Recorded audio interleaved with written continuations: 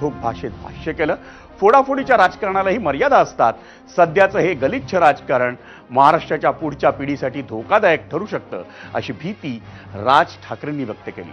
त्यांनी राज्यातील राजकीय घडामोडींवर अतिशय गंभीर चिंता व्यक्त केली। नेमकं ते काय बोललेत आपणही ऐकूया। ज्या ज्या वेळेला आजपर्यंत जगात एखाद्या सत्ताधाऱ्यांनी त्यांचा विरोधक अथवा दुश्मन म्हणता येत नाही पण दुश्मन विरोधक ज्या ज्या वेळेला संपवलेले आहेत त्या त्या वेळेला त्यांच्यात विरोधक आणि दुश्मन तयार झालेले आहेत आणि त्यांनीच त्यांना संपवलेलं आहे। ही प्रक्रिया भारतीय जनता पक्षामध्ये सुरू झालेली आहे।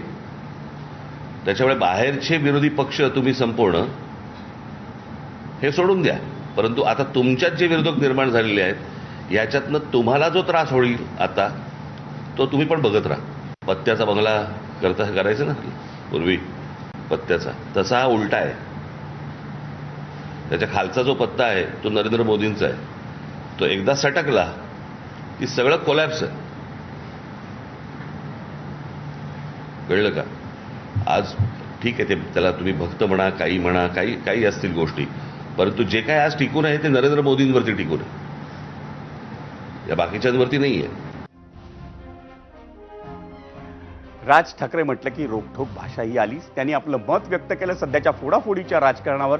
पण आपण एबीपी माझानं 0